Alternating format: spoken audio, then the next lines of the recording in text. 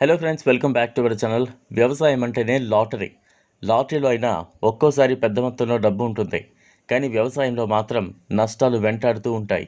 కరువు, వరదలు, చీడపీడలు తట్టుకుని దిగుబడి వచ్చిన సమయానికి గిట్టుబాటు ధర లేక ఏటా దేశంలో వేలాది రైతులు ఆత్మహత్యలకు పాల్పడుతున్నారు. అయితే వ్యవసాయం వినూత్నంగా చేస్తే లాభాలు వస్తాయంటున్నారు నిపుణులు. రోజుకు సరుగుడు సాగు మరింత లాభదాయంగా మారుతోంది. ఈ వ్యవసాయ పంట సాంప్రదాయకంగా జీవనోపాధి పోషణకు సహాయపడుతుంది. 90% నైజీరియన్ కుటుంబాలు రోజు సరుగుడు ఉత్పత్తులను ఉపయోగిస్తూ ఉన్నారు.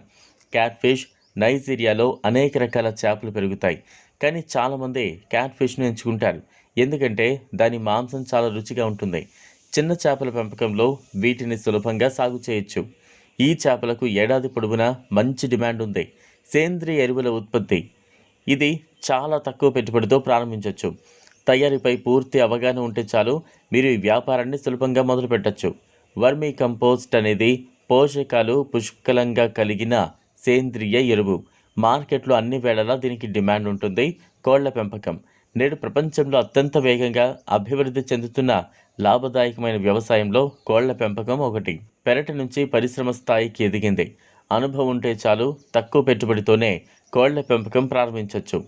పుట్టగొడుగుల పెంపకం ద్వారా కొన్ని వారాల్లోనే డబ్బు సంపాదించవచ్చు. కనీస పెట్టుబడి పెడితే సరిపోతుంది.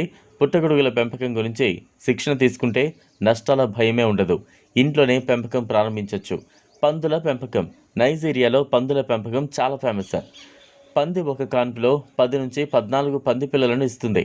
ఏడాది కాలంలోనే 100 కేజీల బరువు తూగుతుంది. అందుకే మొహమాటానికి పోకుండా పెంచుకుంటే సాఫ్ట్వేర్ ఇంజనీర్ కన్నా ఎక్కువగానే సంపాదించవచ్చు. హనీ బీస్ పెంపకానికి రోజువారీ పర్యవేక్షణ అవసరం. ప్రపంచవ్యాప్తంగా తేనెకు చాలా డిమాండ్ ఉంది. వీటి పెంపకానికి చాలా సంస్థలు ఉచితంగా శిక్షణ అందిస్తున్నాయి. ఈ వ్యాపారాన్ని ఎంచుకోవడం అనేది లాభదాయకమైన పని. పెట్టుబడి కూడా నామమాత్రంగా ఉంటుంది. మొక్కజొన్న సాగు మొక్కజొన్న అనేక దేశాల్లో ప్రధాన ఆహార పంట. ఆఫ్రికాలో ఎక్కువగా పండించే ఆహార పంటల్లో ఒకటి. మొక్కజొన్నను వివిధ మార్గాల్లో పండించుకోవచ్చు. మొక్కజొన్న నుంచి వివిధ రకాల ఉప ఉత్పత్తులను తయారు చేస్తున్నారు. మొక్కజొన్నతో తయారు చేసే బీర్కు డిమాండ్ కూడా చాలా ఎక్కువగా ఉంది. అందుకే ఈ పంట సాగు లాభదాయకం. నత్తల పెంపకం నత్తలు మానవ శరీరానికి అవసరమైన అన్ని అమైనో ఆమ్లాలను అందిస్తూ ఉంది. తక్కువ కొవ్వు ఉంటుంది, ప్రోటీన్లు పుష్కలంగా ఉంటాయి.